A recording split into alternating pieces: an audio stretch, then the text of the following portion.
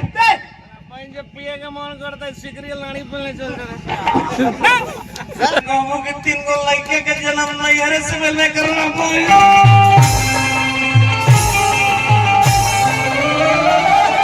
हमरा के पीरियड कोइला मारी इसे ना माने कैसे रौरा उठ बैठ करी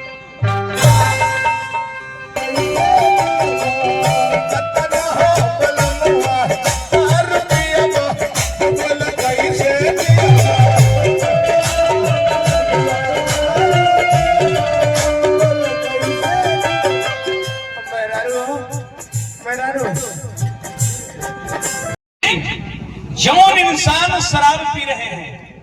उसको शराब फायदा करेगा और जिस दिन इंसान को अगर शराब पीने लगेगा, ध्यान दीजिए, अगर आप शराब पी रहे हैं तो शराब फायदा कर रहा है और जिस दिन इंसान को शराब पीने लगेगा उस दिन ओवर हो जाएगा और ओवर होगा तो गोबर हो जाएगा। हाँ, वैसा शराबी के 3 फायदा कौन का ओकर घर में कहियो चोरी ना हो। वो कैसे पियही में मेहरारू के लुगरी गेठरी मोटरी सिकरी चौखट के मारी अलमारी कराही सब बेच के हाँ तो चोर पूर्वक ना के माटी चुरावे तो रहे। दूसरा फायदा के ओकरा पर कुकुर ना भूकी। वो कैसे चलल बड़ा पी के हाँ कुकुर देख लेलस हाँ उनका देख सुन मरबू के हमरे लखा मुंह हो कुकुरो तुम दबा के भाग जाए कि बाप से भेंट हो गई। तीसरा फायदा कि बुढ़ारी ना देखे, सुन लीजिए। वो कैसे जौन इंसान को जवानी में शराब पीने लगा हाँ वो बुढ़ारी ना देखे। वो कैसे पीते पीते दोनों किडनी ले गई हाँ तो सब कोई लालू जी की बेटी रोहनी अचार खा के किडनी लेके जी ना खा दी। वैसा शराबी जब हो जाए लोग तो पर घर परिवार कैसे गुजरेला मारपीट घर में कलह कैसे होला तनी देख देख भैया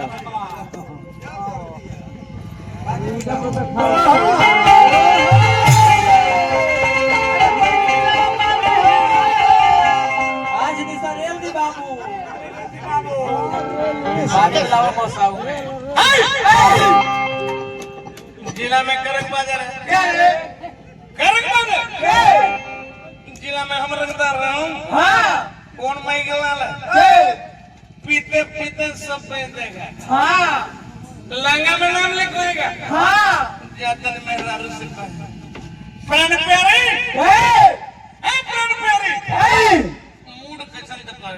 हाँ तने मुर्गा बोला मुर्गा हाँ बड़ा कुकुर को तेरा बहिने के कौन है रे आ गइलो फिर ना ठीक आ गइलो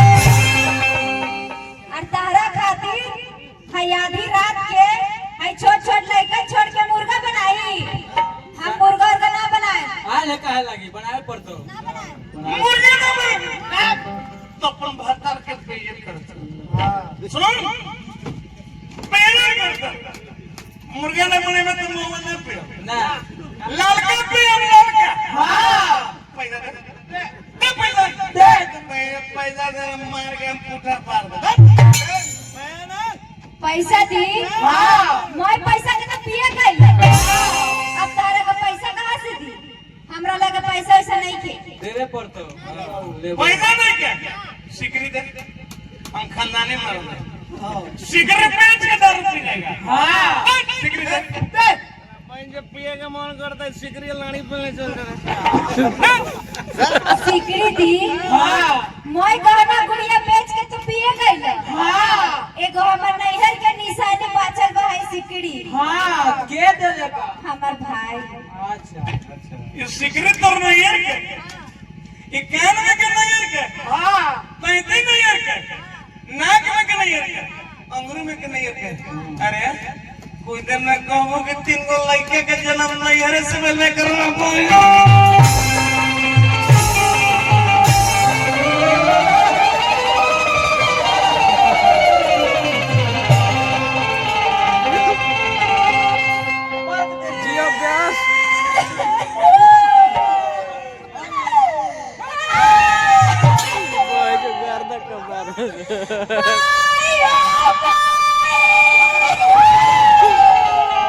अरे का भल रे आई नदिया हमरा के मार के हमर डाढ़ तोड़ देले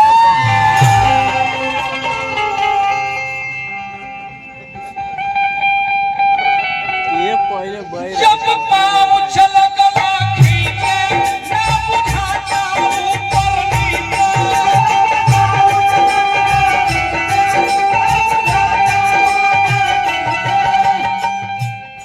जब से पाँव छलकला खींचे ना बुझाता ऊपर नीचे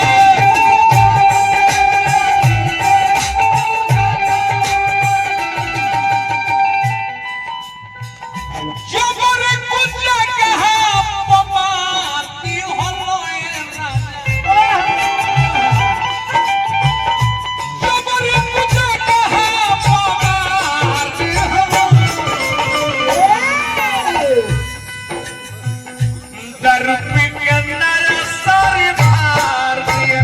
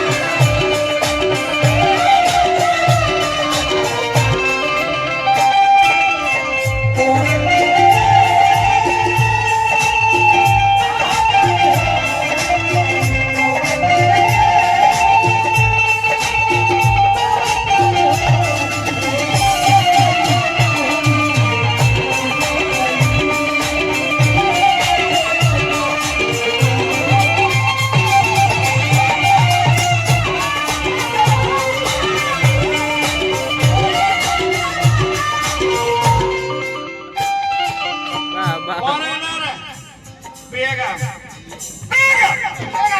Marga marga tu. देखो हुन गहना पछल सोना चांदी हम तोर मुंह ना देख अरे मजे लड़ा झगड़ा मत घर में आवा एकरो मुंह देखू कम से कम एकर मुंह ना देखी तोर मैया के मुंह देख के हम जी एकरे कहल जाला धर्म पत्नी वाह भैया दारू हमरे के बर्बाद के लिए हम निशा में आन में कुछ न कर देते मरिए देते कटिए देते डूबिए देते अबर मेरा आरोप के कर द्वारी जाते हां ठीक है लू हमरे के गुड़ पर के लिए ऊपर में दे बढ़िया कहले बाकी इतना लोग के बीच में इतना लोग के बीच में हमरा के बेइज्जत कइले मारी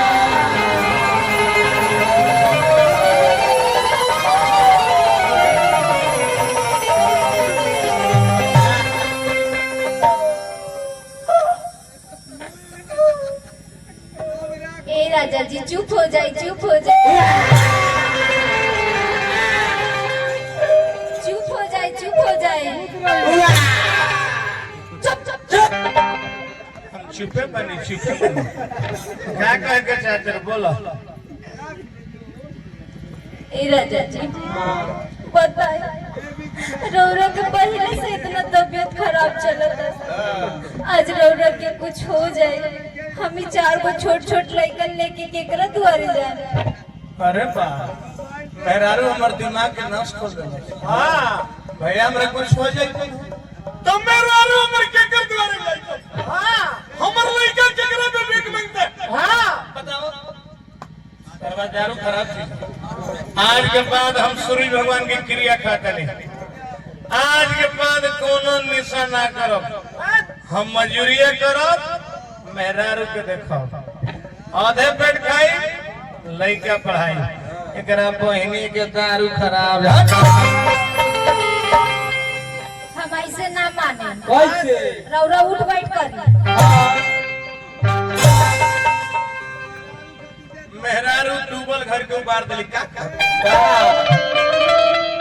किया तना हो बलमुआ दारू पिया अब बोल कैसे जी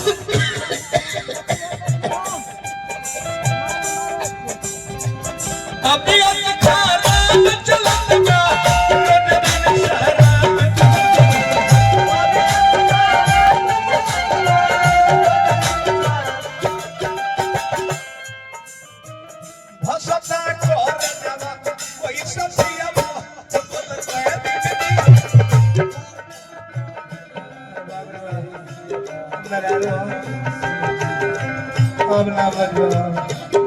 अब रे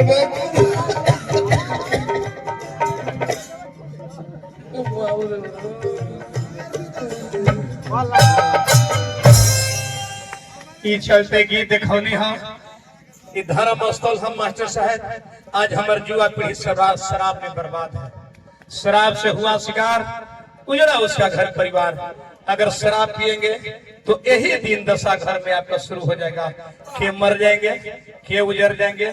के बर्बाद हो जाएंगे। हमारे चाचा जी की ओर से पुरस्कार बा, हमारा उप मुखिया साहब बड़ी रुपये के पुरस्कार। दो चारों को नौजवान आदमी के हमारे गीत समझ में आई हुई तो हमारे गावल शोहरत हो जाए। शराब 3 चीज आपको लेके जाएगा। कवन कवन? शराब शरीर ले जाएगा, शराब आपका प्रतिष्ठा ले जाएगा, शराब आपका धन ले जाएगा। हाथ जोड़ के प्रार्थना कर देने खास करके युवा पीढ़ी से, भैया शराब के फेरा मत करिएगा। शराब से हुआ शिकार, उजड़ा उसका घर परिवार।